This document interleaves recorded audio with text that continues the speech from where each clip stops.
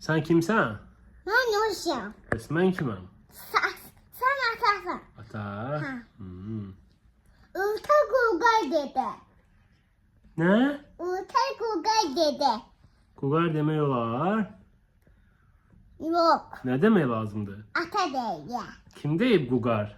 Urta. Neyiniyim ülkeri? Urtalığı kime yapar? Sonra neyiniyim? Bak da sılamlasın. Belki sana mı eylesin? Ben ata dedim. Kugar dememişsin sen. Ha. Bes, İlyas ne deyip? Yaz. Ha. İlkse Gugay deyip. Kugar deyip. Ha. İlyas'ı neyiniyim? Yası. Yasadık. Kime yapar? Sonra ne olsun? Bak da sılamlasın. Bes, Yunis ne deyir bana? Ben ata değilim. Sen ağırlısan ha? Ha. Kuba yaparım seni. Ha. Ne yiyeceksin Kuba'da? Kubada tanyalar var. Ha, sonra ne var? Sofa. Hı. Hmm.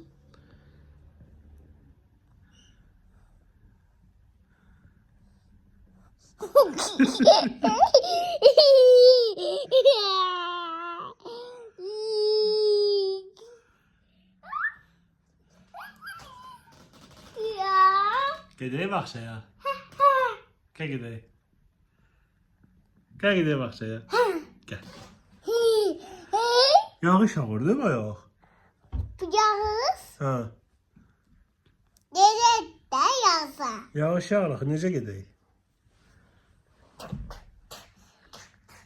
Yunis, buraya gel görüm.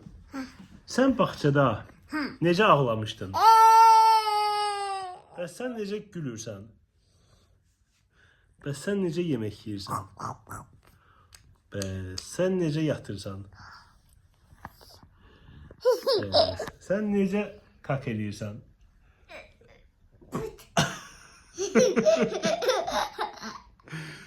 Bəs sən necə qışqırırsan? Necə? Bəs sən necə multika baxırsan? Əlindəki nədir? Pul.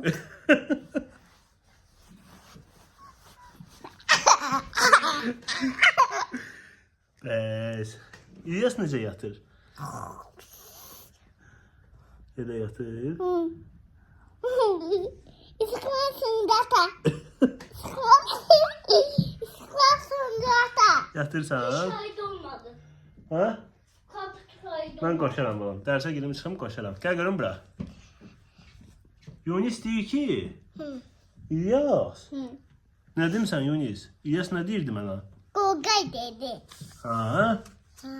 Nə demirsən sən?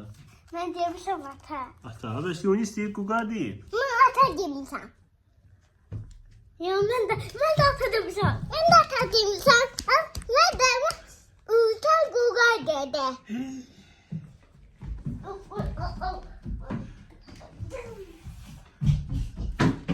Uşaqlar.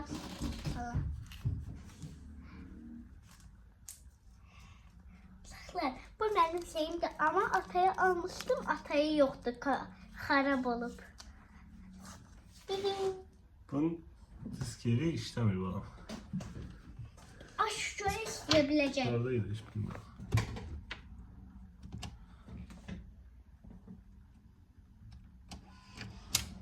İşləyir belə amma oxutmur, xarab olub.